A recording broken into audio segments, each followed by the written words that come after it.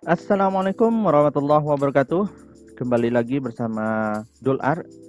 Nah, kali ini kita akan melanjutkan pembahasan soal-soal ujian seleksi kompetensi bidang bimbingan dan konseling, yaitu untuk seri keduanya. Bagi teman-teman yang belum mensubscribe YouTube channel Dul'ar, silakan subscribe terlebih dahulu dan jangan lupa aktifkan loncengnya agar mendapatkan notifikasi mengenai soal-soal uji kompetensi bidang selanjutnya. Yang menjadi masalah untuk dipecahkan dalam PTK adalah, nah ini yang ditanyakan dalam soal yang pertama ini adalah PTK itu apa yang mesti kita bahas di dalamnya. A. Masalah yang dirasakan oleh guru pembimbing sendiri. B. Masalah yang ditawarkan oleh pemberi dana. C. Masalah yang dihadapi oleh sekolah. D. Masalah yang sedang dibicarakan banyak orang. E. Masalah yang sudah selesai. Jawaban yang tepat adalah A. Masalah yang dirasakan oleh guru pembimbing sendiri. Karena guru pembimbing sendirilah yang tahu masalah apa yang akan dimasukkannya ke dalam PTK-nya tersebut. Uji kompetensi esensinya berfokus pada 4 kompetensi yang harus dimiliki oleh seorang guru, kecuali. Nah, hati-hati teman-teman, lagi-lagi pertanyaannya ujungnya adalah kecuali. Maka yang bukan merupakan kompetensi dimiliki oleh seorang guru adalah A. Kompetensi individu. B. Kompetensi kepribadian. C. Kompetensi pedagogik. D. Kompetensi sosial. E. Kompetensi profesional. Nah, ada 4 kompetensi yang mesti dilakukan dan harus dimiliki oleh seorang guru. Nah, kecualinya di sini adalah B. Kompetensi kepribadian. Karena kompetensi kepribadian itu tidak ada dalam 4 kompetensi yang harus dimiliki guru. Untuk menjaga dan meningkatkan program bimbingan agar efektif, setiap program bimbingan membutuhkan A. Dukungan sistem. B. Fasilitas. C. Alih tangan. D. Layanan responsif. E. Layanan konseling. Nah, kita guru BK dalam melakukan program-programnya untuk meningkatkan program-programnya dan menjaga program-programnya bisa berjalan dengan baik. Nah, kita mesti membutuhkan yang namanya dukungan sistem agar keterlaksanaan program-program kita itu lebih baik, terstruktur dan efektif. Maka jawabannya adalah A.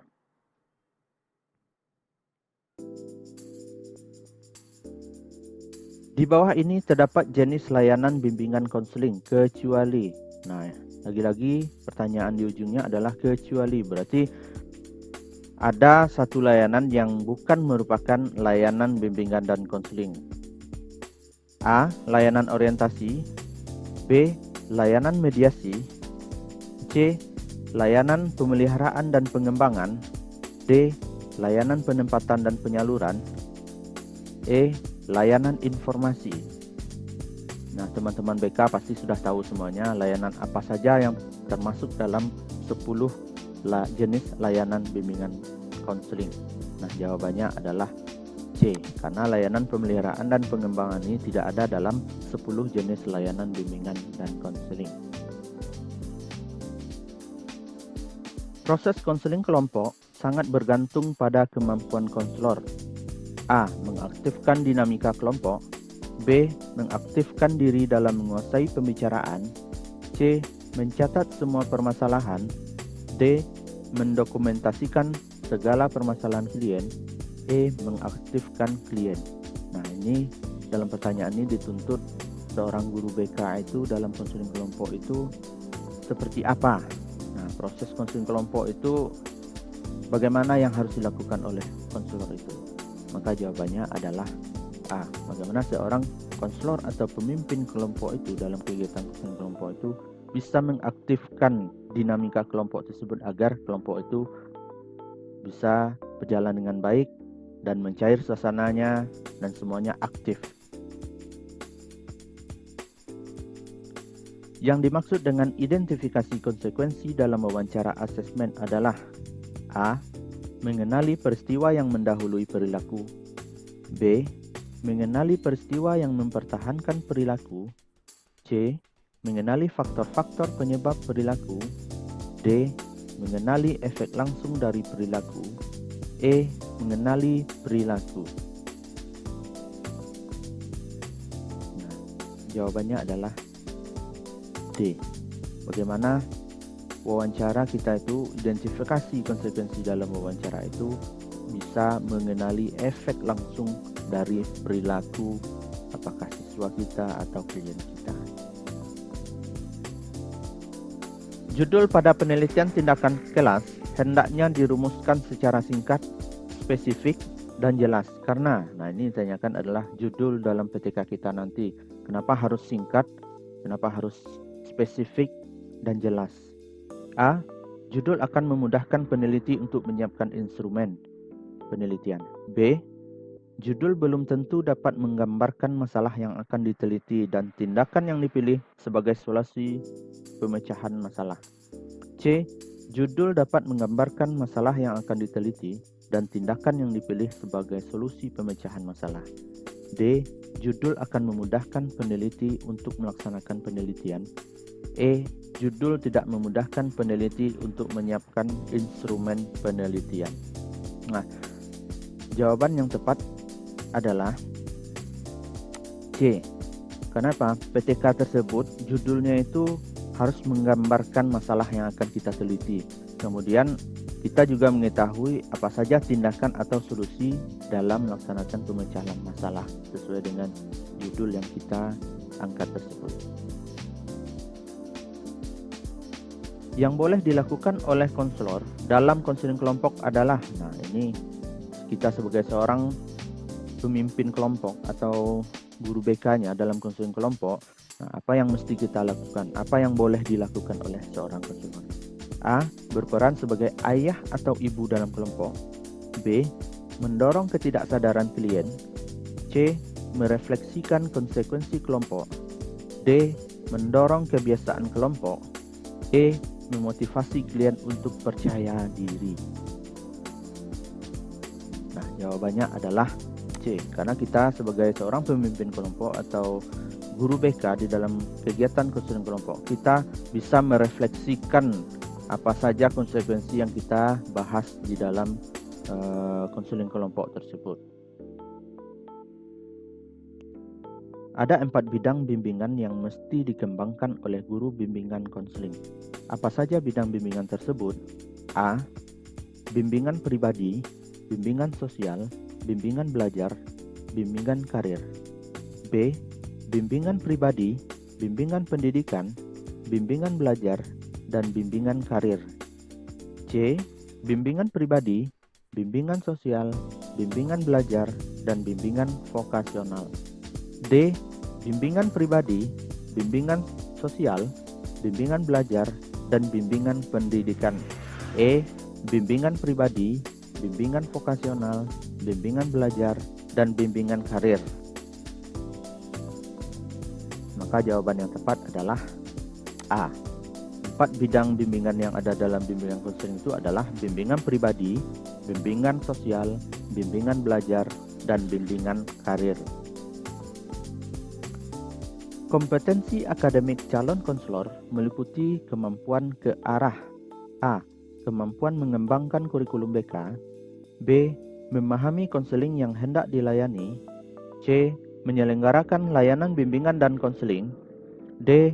Menguasai khasanah teoretik, konflik, kontak, azas, dan prosedur, serta sasaran yang dipergunakan dalam menyelenggarakan layanan BK.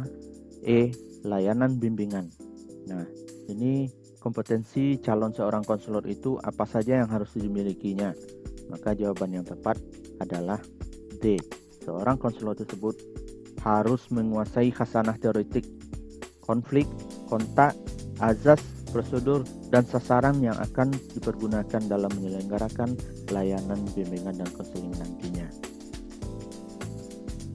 Yang dimaksud dengan identifikasi antesenden adalah A.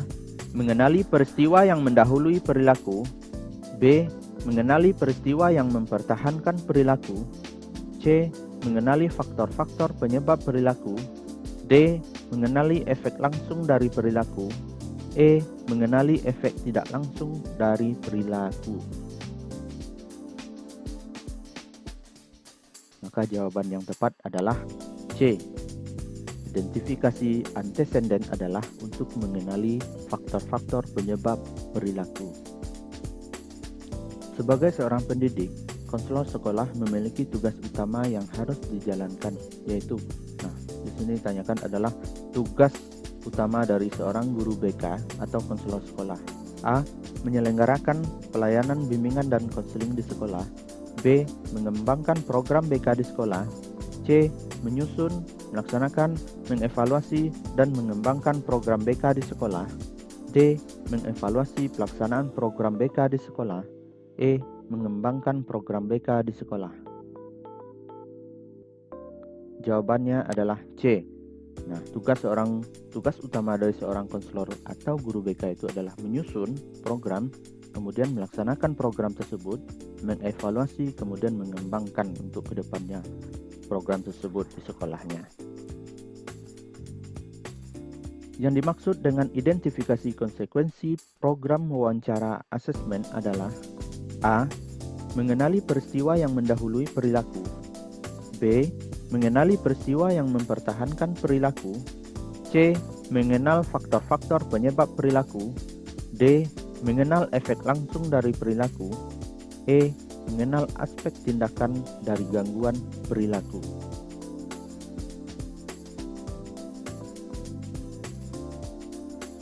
Jawabannya adalah D.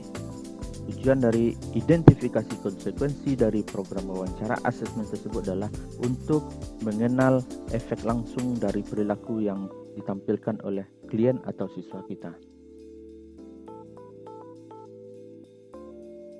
Pernyataan berikut ini, mana yang merupakan tujuan asesmen?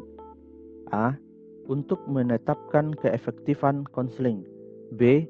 Untuk memotivasi klien agar bersedia untuk berubah. C. Untuk menjaga kerahasiaan. D. Untuk mengumpulkan data. E.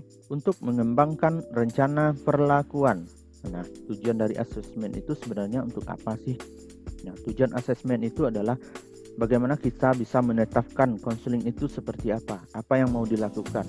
Itu untuk menetapkan keefektifan konseling kita nantinya. Maka jawabannya adalah A. Upaya membentuk kompetensi guru pembimbing sebagai konselor di sekolah dapat dilakukan melalui, ini untuk mengembangkan kompetensi guru itu di sekolah, apa yang dilakukan? A. Menempuh pendidikan S1 bimbingan konseling. B. Mengikuti berbagai kegiatan profesi yang diselenggarakan oleh APKIN. C. Mengikuti berbagai kegiatan profesi yang diselenggarakan oleh MGBK. D. Jawaban A, B, C benar. E. Mengikuti kegiatan sekolah. Ada berbagai macam tempat yang bisa atau wadah yang bisa dilakukan oleh guru pembimbing atau guru BK atau konselor di sekolah untuk bisa meningkatkan kompetensinya. Yang pertama, sudah jelas harus memiliki ijazah S1 terlebih dahulu. Yang kedua, kita harus aktif mengikuti kegiatan-kegiatan yang dilakukan yang diselenggarakan oleh APKIN, Asosiasi Bimbingan Konseling Indonesia. Kemudian yang ketiga, sudah tentu kita mesti mengikuti kegiatan MGBK karena di sana adalah wadah kita untuk bertukar pendapat, untuk mendapatkan informasi dan bisa mengembangkan kemampuan yang kita miliki. Maka jawabannya adalah C. Kompetensi guru dengan kemampuan pemahaman tentang peserta didik yang mendalam dan penyelenggaraan yang mendidik adalah, ini ditanyakan adalah kompetensi guru itu bagaimana kita bisa memahami peserta didik itu secara mendalam dan menyelenggarakan pendidikan tersebut. A. Kompetensi sosial. B. Kompetensi profesional. C. Kompetensi keterampilan. D. Kompetensi pengetahuan. E. Kompetensi belajar. Jawabannya adalah B. Kompetensi profesional. Peraturan pemerintah nomor berapa tentang nasional pendidikan menurut informasi guru untuk memiliki tingkat kompetensi yang lebih tinggi, baik pedagogik, kepribadian, profesional, maupun sosial. Nah, di sini teman-teman harus banyak-banyak membaca tentang peraturan pemerintah yang berhubungan dengan kita sebagai seorang guru. Nah, peraturan pemerintah yang mana sajakah? Sesuai dengan pernyataan soal ini. A. Peraturan pemerintah nomor 19 tahun 2005. B. Peraturan pemerintah nomor 20 tahun 2007. C. Peraturan pemerintah nomor 21 tahun 2007. D. Peraturan pemerintah nomor 19 tahun 2007. E. Peraturan pemerintah nomor 13 tahun 2007. Nah, dalam hal ini jawabannya adalah A. Peraturan pemerintah nomor 19 tahun 2005.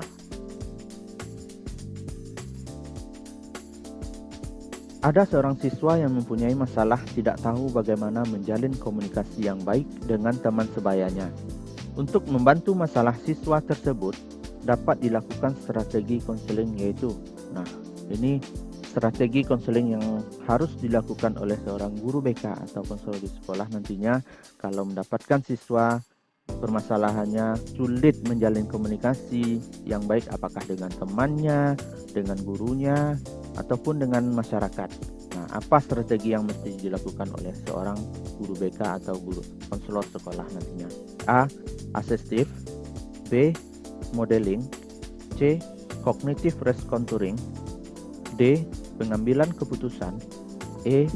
Preventif.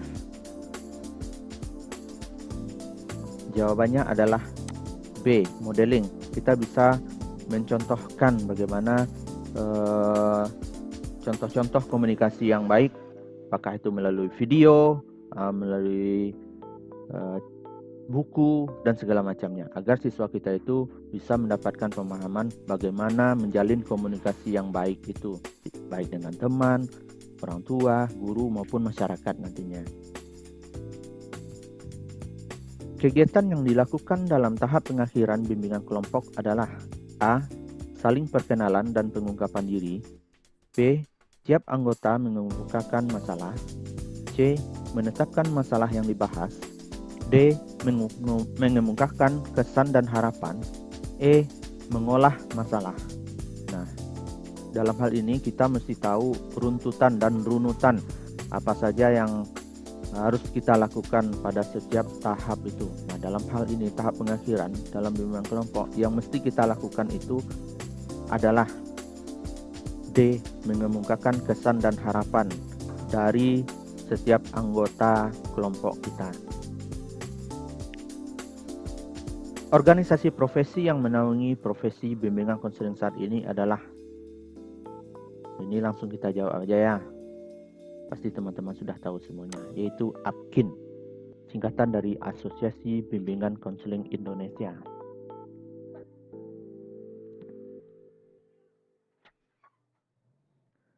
Yang dimaksud history taking dalam wawancara asesmen kognitif perilaku adalah A. Wawancara awal dan akhir. B. Wawancara awal yang tidak mengandung unsur tetapi. C. Wawancara awal yang dimaksudkan untuk mengungkapkan riwayat kasus. D. Wawancara untuk mencari data. E. Wawancara untuk mengungkap data. Jawaban yang tepat adalah C. Tujuan dari story taking adalah dimaksudkan untuk mengungkapkan riwayat kasus dari klien atau peserta didik kita. Di antara hal-hal berikut ini, mana yang tidak mempresentasikan ketulusan atau kesanggupan konselor? A. Mau berbagi dengan klien. B. Tidak menekankan pada perilaku peran atau status. C. Tidak mengatakan apa yang sebenarnya dialami dalam hubungan dengan klien. D. Mau menjaga kerahasiaan klien. E. Menjaga konsekuensi dalam ucapan dan tindakan. Nah, mana yang mempresentasikan ketulusan atau kesanggupan dari seorang konselor atau guru BK?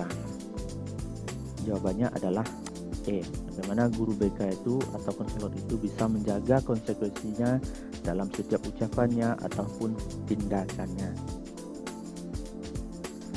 Bimbingan dan konseling sebagai profesi menuntut keterlibatan para anggotanya untuk meningkatkan A. Kompetensinya secara terus-menerus sepanjang hayat dan tanpa henti. B. Kompetensinya secara berkesinambungan. C. Kompetensinya melalui kegiatan in-service training. D.